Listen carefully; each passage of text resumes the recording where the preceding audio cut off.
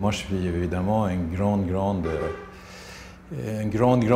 ambassadeur pour le bienfait du sauna, et comme j'ai l'habitude à dire, c'est que celui qui utilise un sauna, ce n'est pas une garantie de vivre plus longtemps, mais en tout cas, celui qui en utilise régulièrement se sentira en bonne santé tout au long de sa vie. C'est un moyen très agréable de se relaxer et se détendre.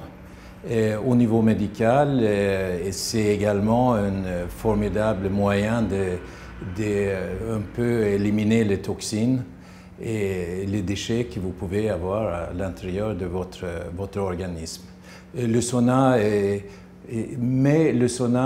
doit être avant tout quelque chose d'agréable. On ne va pas dans un sauna pour essayer de battre des records en restant un jour 5 minutes, le lendemain 7 minutes, ainsi de suite. On doit savoir écouter son corps. On rentre dans la cabine sauna chauffée généralement aux alentours de 80 degrés et on reste aussi longtemps qu'on trouve ça agréable.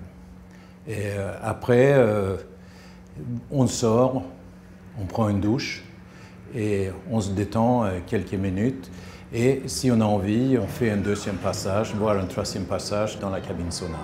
Le but premier, c'est de transpirer et d'éliminer, justement, comme je disais tout à l'heure, d'éliminer le toxine.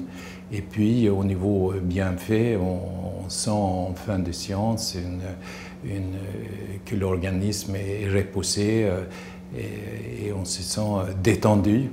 Les enfants, pas avant la puberté, parce qu'ils ne sont pas des glandes sudoripares très développées, si vous voulez. C'est un enfant qui a 5-6 ans, il a peut-être envie de suivre ses parents dans le sauna. Ce qui va se passer, il va devenir un petit peu rouge au visage, par exemple, mais il ne va pas transpirer. Donc, finalement, il va s'ennuyer, si vous voulez. Il va rentrer, il va rester un peu, et puis il va sortir, et puis il va revenir, tout ça. Et la détente pour les parents, c'est perdu, quoi. Donc, je dirais, avant la puberté, ça n'apporte pas grand-chose pour les enfants.